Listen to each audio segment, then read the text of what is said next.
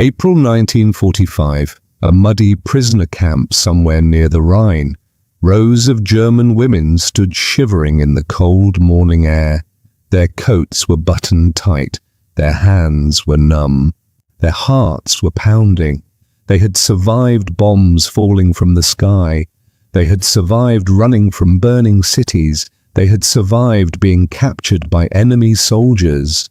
But now, an American officer walked slowly down the line.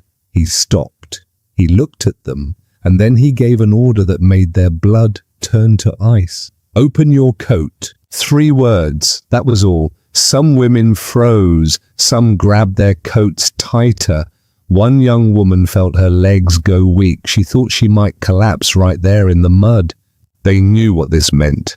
They had been warned about this moment for years. Every poster, every radio broadcast, every whispered story had prepared them for this. This was it, the moment they feared most. But here is the strange part. What happened next was not what any of them expected, not even close. In fact, it was the complete opposite. And when they finally understood what was really happening, some of them started to cry.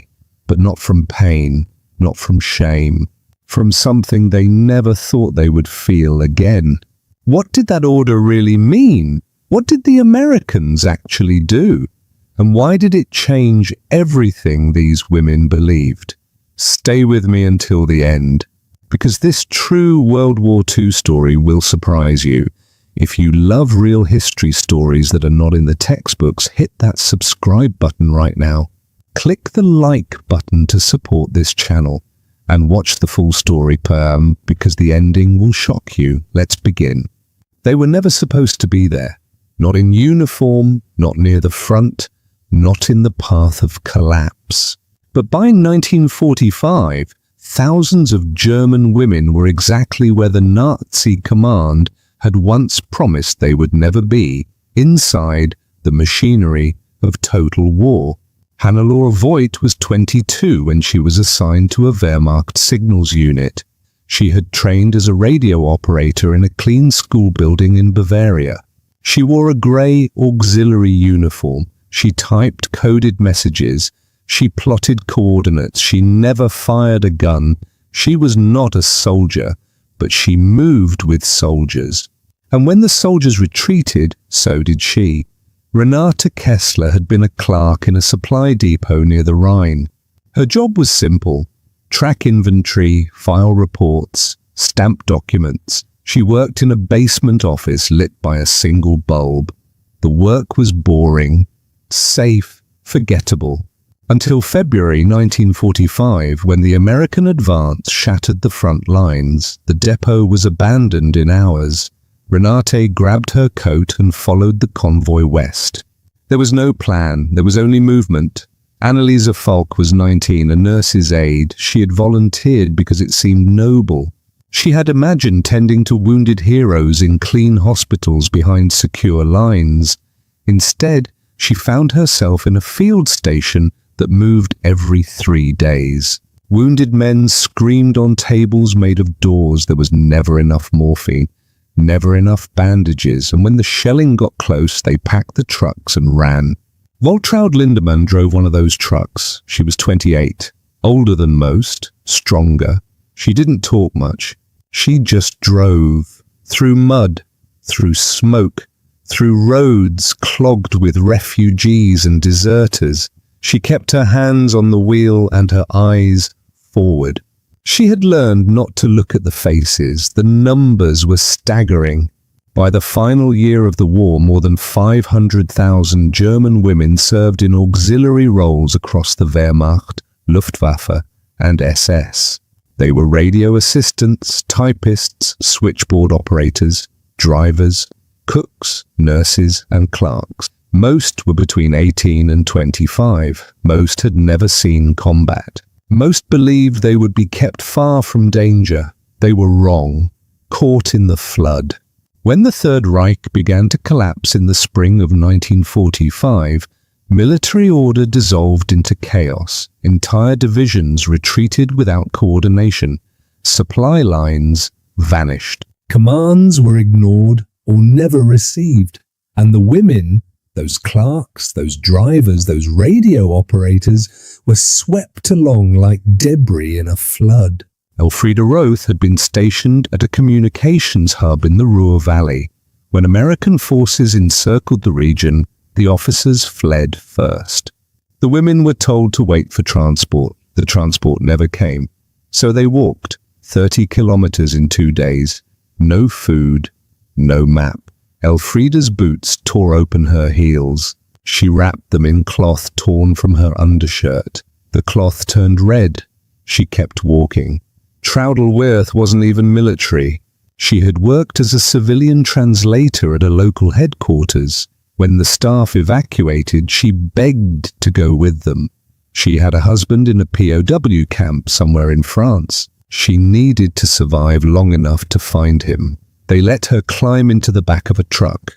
No one checked her papers. No one cared. Surrender came in pieces. Some women were captured at roadblocks, others during mass surrenders. Some were found hiding in barns, basements, or abandoned schools. Hannelore Voigt's unit was stopped by American troops on a country road outside Kassel. The soldiers were young, tired. They pointed rifles and shouted in English. Hannelore raised her hands. So did the 12 other women in the back of the truck.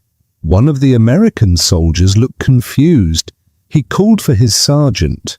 "What do we do with them?" he asked. The sergeant shrugged. "Same as the men, process them, move them to the cage." The cage? That was the word they used. Prisoner cage. Hannelore's stomach dropped. They were not prepared. None of these women had been trained for captivity. There were no protocols, no instructions, no reassurances. They had been taught to type, to bandage, to drive, to follow orders, but no one had taught them what to do when the war ended and they became the enemy.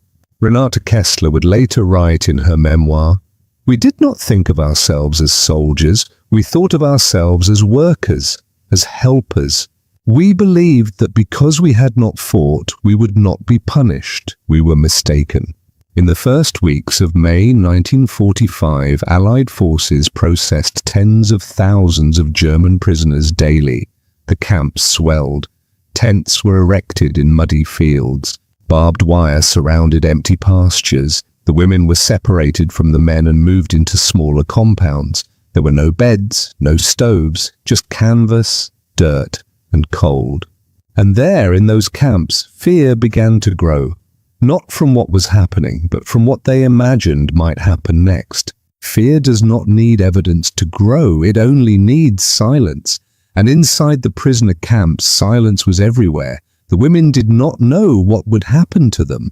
They had no information, no schedule, no answers. They only had rumors and memories of warnings they had been hearing for years. The propaganda had started long before the war ended. From 1943 onward, as the tide turned against Germany, Nazi officials began preparing the population for the possibility of occupation, but they did not prepare them with truth. They prepared them with terror.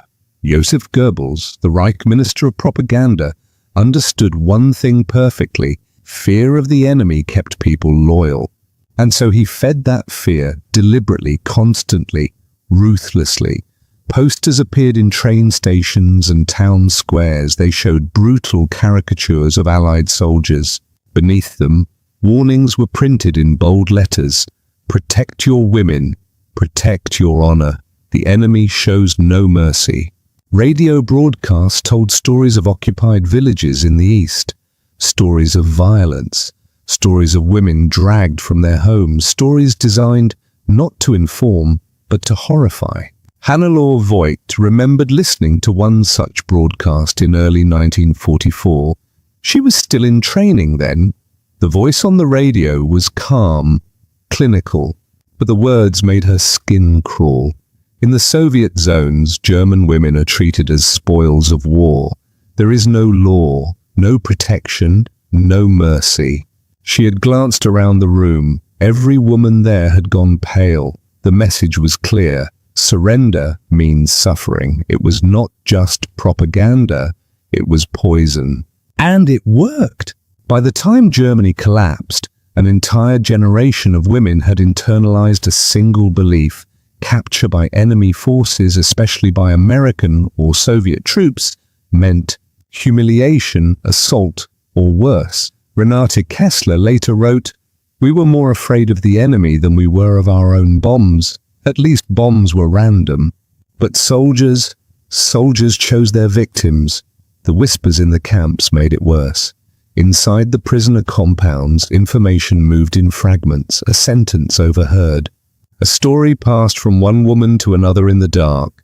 No one knew what was true, but everyone listened. Anneliese Falk heard a story, her second night in the camp.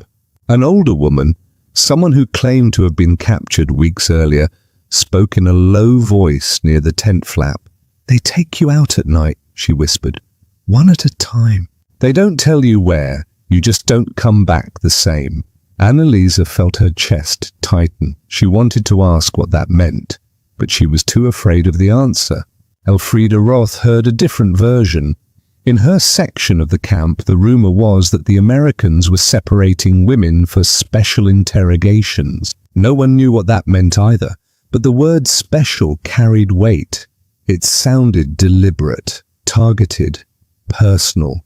Traudl-Wirth tried not to listen. She sat in the corner of the tent with her knees pulled to her chest, her coat wrapped tight. She thought about her husband. She thought about home. She tried to block out the voices, but at night, in the cold, with nothing but canvas between her and the unknown, even she could not ignore the fear. The numbers reveal the scale. By May 1945, more than 80,000 German women were held in Allied prisoner camps across Western Europe. Most were concentrated in makeshift facilities in France, Belgium, and occupied Germany. The camps were overcrowded, resources were scarce, medical supplies were limited. But the greatest shortage was not food or blankets, it was information. The women were not told how long they would be held. They were not told what would happen next. They were not told anything. And into that vacuum, fear poured like floodwater. Waltraud Lindemann tried to keep order. She had always been the practical one, the one who didn't panic, the one who kept driving when others froze. But even she felt it. The weight of waiting, the dread of the unknown. One evening, she gathered a small group of women in her tent. She spoke quietly but firmly. "Listen to me," she said. "Most of what you're hearing is nonsense, rumors. We have to stay calm." One of the younger women looked at her with wide eyes. "But what if it's true? What if they—" "They haven't," Waltraud interrupted. "Not yet. So until something actually happens, we do not fall apart." It was a thin thread of logic, but it was all she had to offer. The sensory memory stayed with them. Years later, many of these women would describe the camps in the same way, not by what they saw, but by what they felt. The cold that never left. The damp wool smell of too many bodies in too small a space. The taste of fear, metallic and sharp, at the back of the throat. Hannelore Voigt remembered the sound most clearly. The low hum of whispered conversations that never stopped. Day and night, a constant murmur of anxiety. It was like being inside a beehive, she later wrote, except the bees were all waiting to be crushed. And then one morning, the waiting ended. Guards moved through the camp before dawn. They shouted orders in English. Women were told to line up outside immediately. No delays, no explanations. Anneliese's hands shook as she buttoned her coat. Renate's breath came fast and shallow. Traudl closed her eyes and whispered a prayer she hadn't said since childhood. Waltraud stood near the front of the line. Her face was stone, but inside her heart hammered. Hannelore clenched her fists inside her pockets. She thought about her family. She thought about the radio she used to operate. She thought about everything she had survived to get here. And she wondered if this was the moment all the warnings had been leading to, the moment they had been taught to fear most. The yard was not large, maybe 50 meters across, bare dirt, patches of mud where the rain had pooled, a single wire fence on 3 sides. It was barely dawn. The sky was grey. The air smelled of wet canvas and wood smoke from the guard station. The women stood in uneven rows, shoulder to shoulder. Some had buttoned their coats wrong in the rush. Others had no coats at all, just thin wool jackets issued days earlier. There were no chairs, no shelter, just the open ground and the cold. Hannelore Voigt counted the women in her line, 23. She counted them twice to keep her mind busy, to stop herself from thinking about why they were there. Behind her, someone coughed, a wet, rattling sound, the kind that came from sleeping on frozen ground for too many nights. No one had explained the order. The guards had simply shouted, "Raus! Raus! Out! Out!" The women had stumbled from their tents into the pale morning light.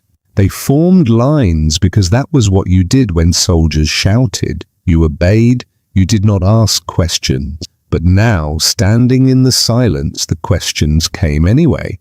Anneliese Falk whispered to the woman beside her, "What is this?" The woman shook her head. "I don't know." "Do you think they're moving us?" "I don't know." Anneliese bit her lip. Her fingers were numb. She wanted to put her hands in her pockets, but she was afraid to move. Across the yard, Renate Kessler stood perfectly still. Her face was blank. She had learned in the past weeks that showing emotion was dangerous, so she buried it. She made herself a stone. But inside her mind raced. Is this an interrogation? A selection? Are they separating us? She had heard that word before. Selection. It had meant something terrible in the camps in the East. She did not know if it meant the same thing here. She did not want to find out. The American officers arrived quietly. No fanfare, no announcement. Captain Thomas Mercer stepped into the yard with a medic beside him. He wore a clean uniform. His boots were polished. His face was tired, but neutral. He carried a clipboard. Behind him, Sergeant Dawson stood with his rifle slung over his shoulder. He did not point it at anyone. He did not need to. His presence was enough. Nurse Lieutenant Mary Callahan followed a few steps behind. She carried a canvas medical bag. Her expression was calm, professional. To the women in the yard, they looked like judges. Captain Mercer walked slowly along the first row. His boots made soft sounds in the dirt. He did not speak. He simply looked at each woman as he passed. He paused in front of one, wrote something on his clipboard, moved on. The woman he had paused in front of began to tremble. Hannelore watched from 3 rows back. Her throat felt tight. She could not swallow. What is he writing? What did he see? Mercer reached the end of the first row. He turned, walked down the second. The silence was unbearable. Somewhere behind Hannelore, a woman started to cry, soft, muffled. She was trying to stay quiet, but the sound carried anyway. No one told her to stop. Then the order came. Mercer stopped in front of Waltraud Lindemann. He looked at her for a long moment. Then he spoke. His voice was not loud, not harsh, but it cut through the cold air like a blade. "Open your coat." 3 words, in English. Waltraud understood English. She had learned it in school, years ago. But for a moment, her brain refused to process the meaning. She stared at him. He repeated it, slower this time. "Open your coat." Her hands moved to the buttons, but they would not obey. Her fingers were stiff, frozen, not from the cold, from fear. Behind her, the other women had heard the command. Even those who did not speak English understood the gesture Mercer made, a simple motion with his hand, miming the opening of a coat. Anneliese felt her knees weaken. She grabbed the arm of the woman next to her to stay upright. Elfriede Roth closed her eyes. She thought she might be sick. Troudelworth's lips moved silently, a prayer. A plea? She did not know anymore. This was the moment they had been warned about. This was the moment the propaganda had described. The moment the whispered stories had promised. The moment when control was taken, when dignity was stripped, when the war stopped being about nations and became about bodies. Renata Kessler felt something break inside her chest, not pain, something worse, resignation. This is it, she thought. This is what happens now. Waltraud finally opened her coat. Her hands shook as she unbuttoned it. She pulled the fabric apart. Beneath it, she wore a thin grey shirt. It hung loose on her frame. She had lost weight. They all had. She stood there, exposed, waiting. Corporal Hartley, the medic, stepped forward. He looked at her, not at her face, but at her torso, her collarbone, her arms. He made a note, nodded to the nurse. Then he moved to the next woman. "Open your coat." The command repeated, row by row, woman by woman. Some obeyed immediately, others hesitated. One woman tried to close her coat again after opening it. Sergeant Dawson stepped forward, not threatening, but firm.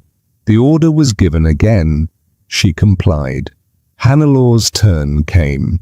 She had watched it happen to 15 women before her. She had seen the medic's eyes. She had seen him write notes. She had seen women pulled aside and led toward a tent at the edge of the yard. She did not know what happened in that tent. When Mercer stopped in front of her, she did not wait for the command. She opened her coat. She stared straight ahead.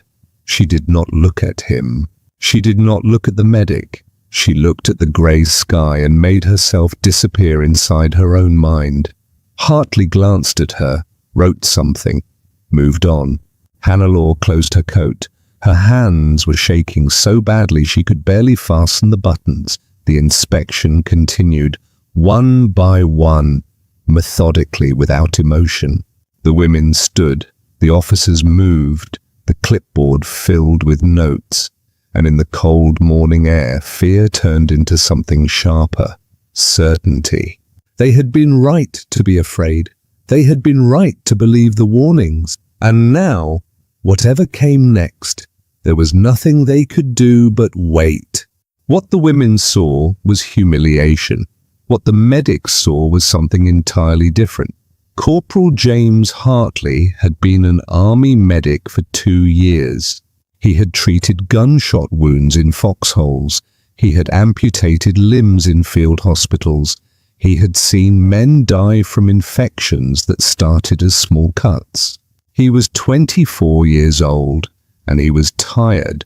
When Captain Mercer briefed him the night before, the instructions were clear. "We've got a health crisis in the women's section," Mercer had said. "Respiratory infections, possible tuberculosis, malnutrition. We need a baseline screening fast." Hartley nodded. He had expected this. Every prisoner camp he had worked in faced the same problems. Too many people, not enough food, not enough warmth. Disease spread quickly in conditions like that. "Check for visible signs," Mercer continued. "Weight loss, skin infections, frostbite. Anything that needs immediate treatment. We can't afford an outbreak." It was not about control. It was about containment. The medical reality was grim.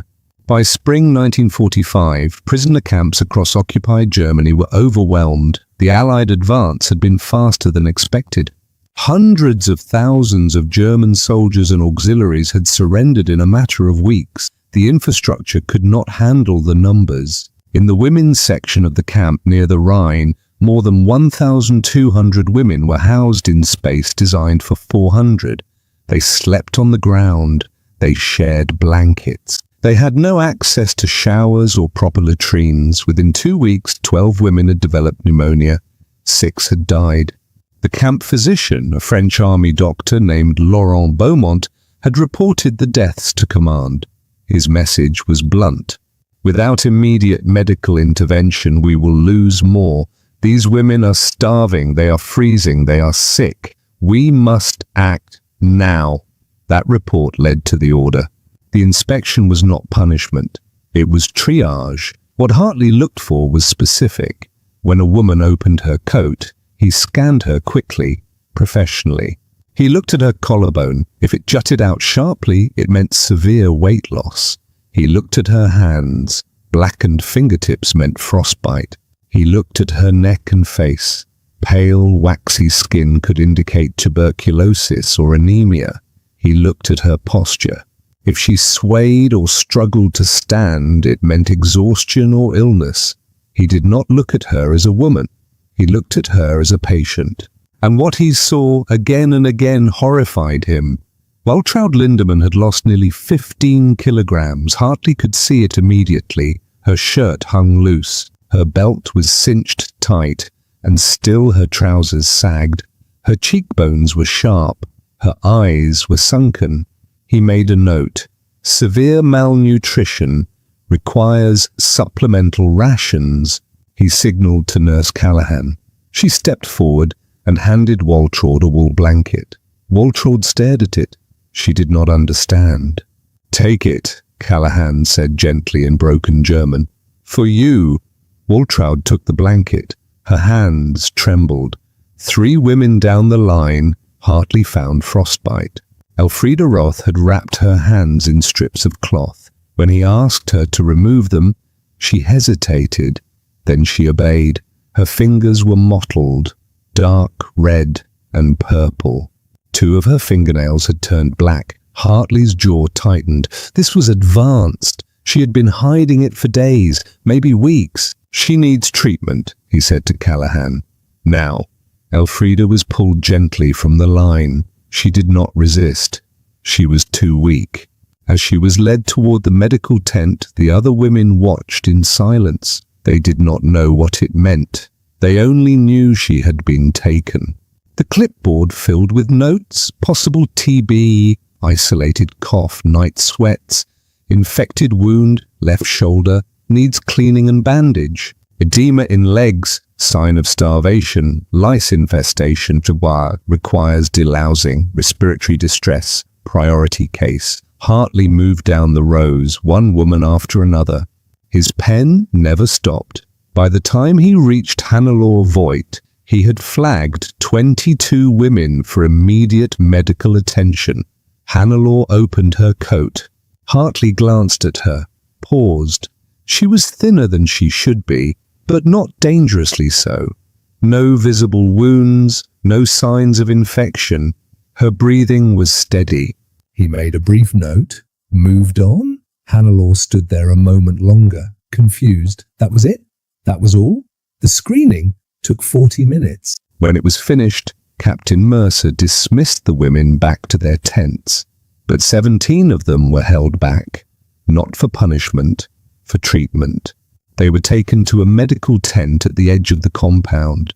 Inside, cots had been set up. There were blankets, a small stove, bandages, and disinfectant.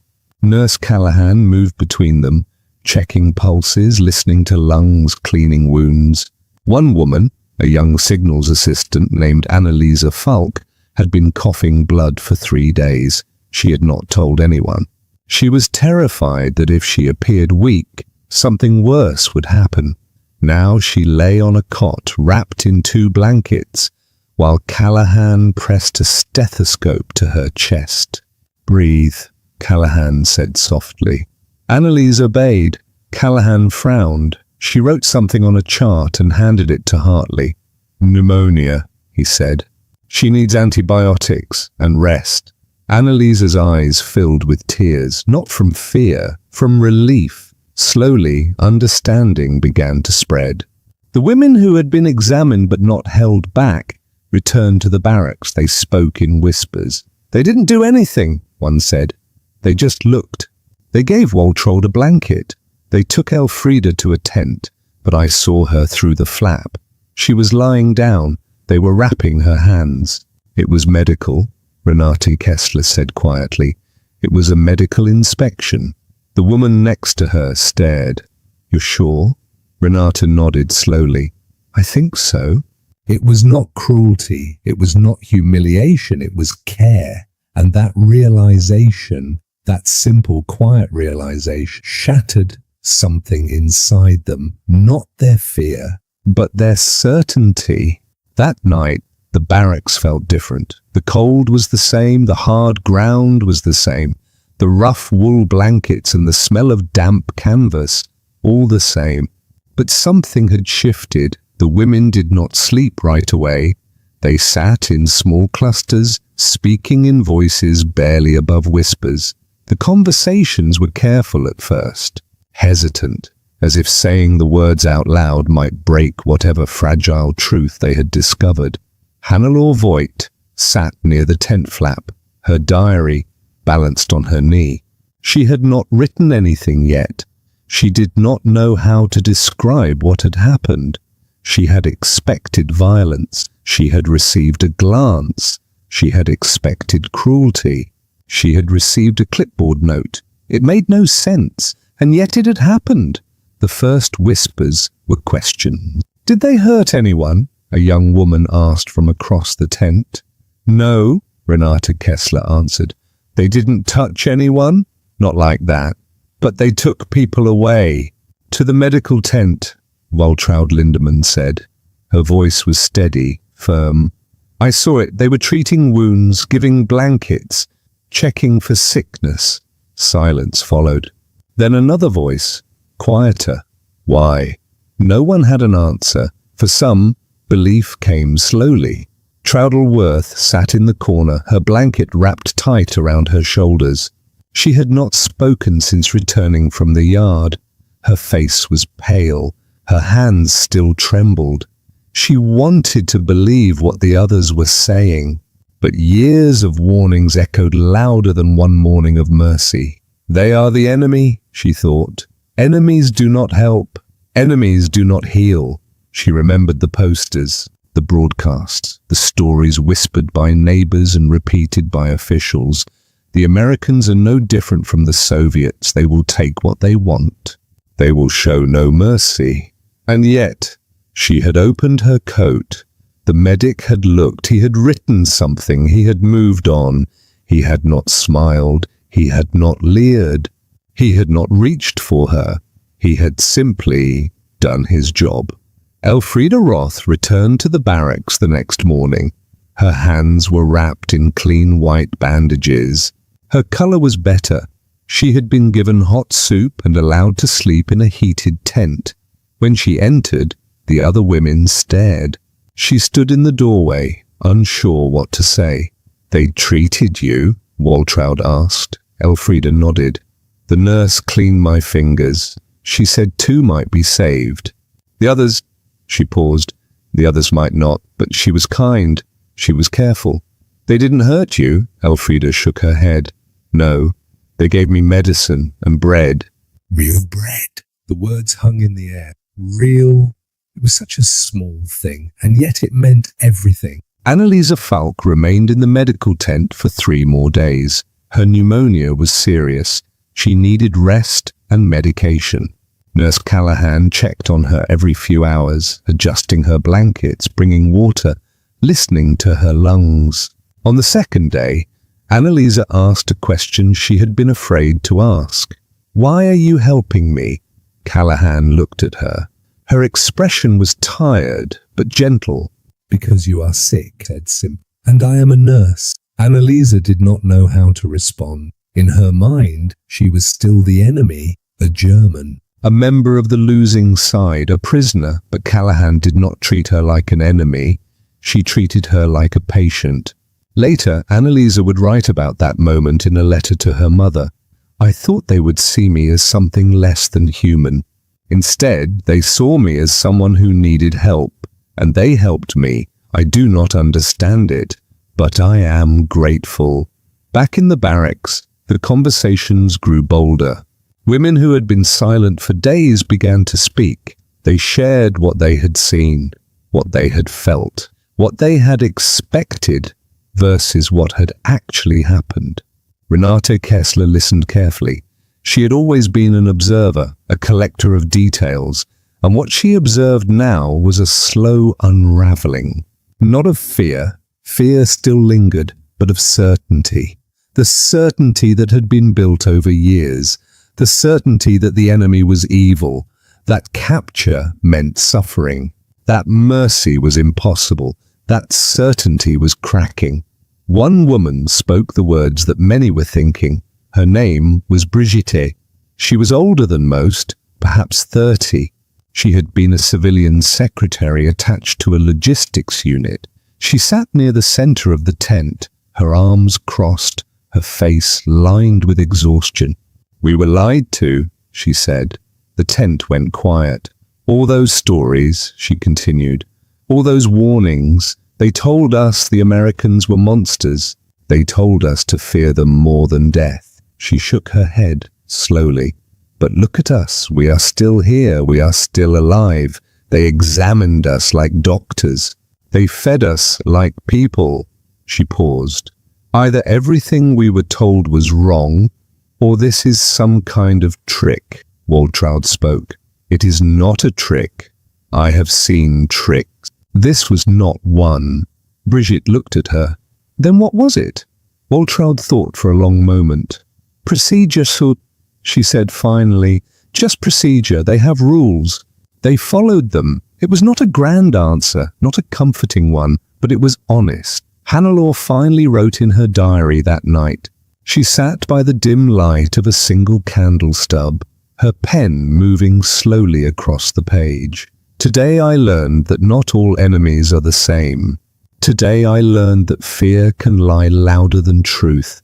I do not know what tomorrow will bring, but I know this. The war I was taught to expect is not the war I am living through. And I do not know what to believe anymore." She closed the diary. Outside, the camp was quiet. The guards walked their round. The stars were hidden behind clouds. And somewhere in the medical tent, Anneliese Falk slept peacefully for the first time in weeks. Years passed, the camps closed, the women went home, but the memory of that morning stayed with them, not as trauma, not as victory, but as a question they could never fully answer. Why had they been so afraid of something that never happened? Hannelore Voigt returned to Bavaria in late 1945. Her family home was damaged but standing. Her mother wept when she walked through the door. Her father sat in silence, unable to speak. She did not tell them everything. Some things were too hard to explain, but she kept her diary. And decades later, when historians began collecting testimonies from women who had served in the war, she shared it. In one entry, written months after her release, she reflected on the inspection in the yard. "I have thought about that morning many times. I have asked myself why I was so certain something terrible would happen. And I have realized the answer. I was not afraid of what I saw. I was afraid of what I had been taught to see. The enemy in my mind was far worse than the enemy in front of me. The others scattered across the ruins of Germany."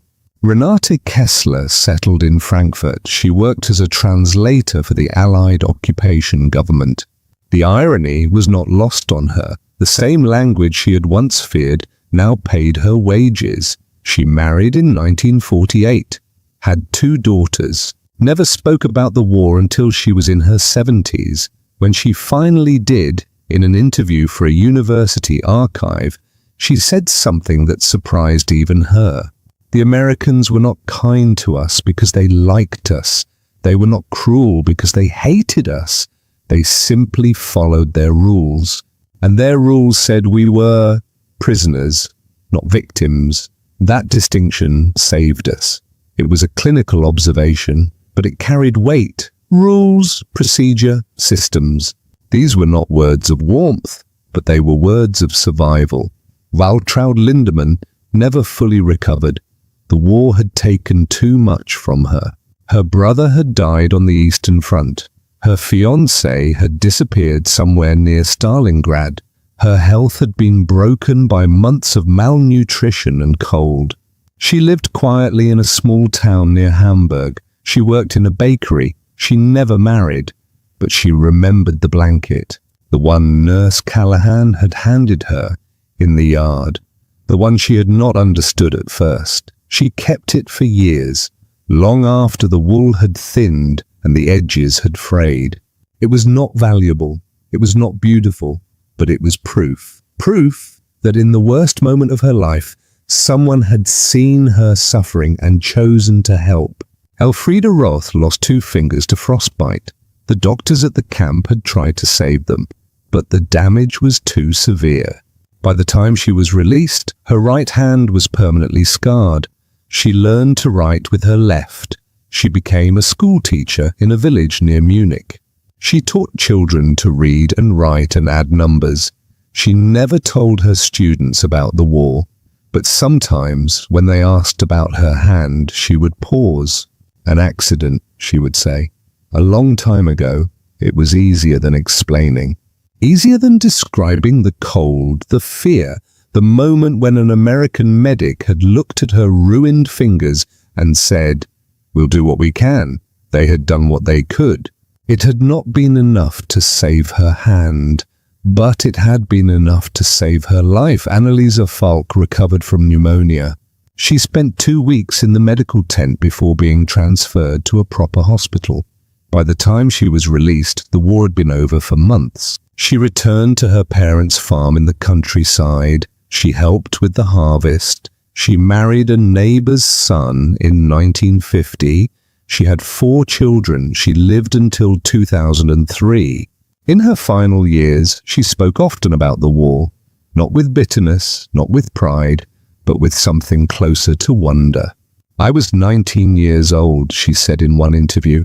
"I thought I was going to die in that camp. I thought the Americans would do terrible things to us. Instead, they gave me medicine and soup and a warm bed. I have never forgotten that. I never will." The statistics tell a larger story. Of the more than 80,000 German women held in Allied prisoner camps in Western Europe, the vast majority survived. Mortality rates were low compared to other theaters of the war. Medical care, while limited, was provided. Food, while scarce, was distributed. This was not paradise. The camps were cold and crowded. Conditions were harsh. Mistakes were made. But the systematic brutality the women had been taught to expect did not occur. The propaganda had lied. Fear leaves a long shadow. That is perhaps the deepest lesson of this story. Not that the Allies were saints. They were not.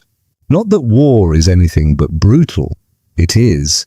But fear, irrational, cultivated, weaponized fear, can distort reality beyond recognition. The women in that yard believed they were about to be violated. They believed it because they had been told to believe it for years by their own leaders, through posters and broadcasts and whispered warnings. And when the moment came, when the order was given, they could not see what was actually happening. They saw monsters. They saw threats. They saw the enemy of their imagination. What they did not see, not at first, was a medic with a clipboard doing his job. The war ended. But the lesson remains. Sometimes the most terrifying moments are not acts of cruelty. They are moments of uncertainty. Moments when we do not know what comes next. And sometimes what comes next is not what we feared. Sometimes it is simply human beings following rules, treating prisoners as patients, offering blankets instead of blows. It is not heroic, it is not dramatic, but it is real. And in the end, reality, not propaganda, is what survives. In the cold yard of an Allied prisoner camp, a simple order shattered years of fear. Open your coat. 3 words. A moment of terror. And then, nothing. No violence. No cruelty. Just a medic's glance and a nurse's blanket. The women who stood in that line had been taught to expect the worst. They had been fed propaganda designed to terrify. And when the moment came, they could not see the truth in front of them. But truth does not need belief to exist. It simply waits. And sometimes, in the strangest places, in the mud of a prisoner camp, in the silence of a medical inspection, truth finds a way to be seen. This was not propaganda. This was reality. And for the women who lived it, that reality became something they carried for the rest of their lives, a reminder that fear can lie, and that even enemies sometimes can be human.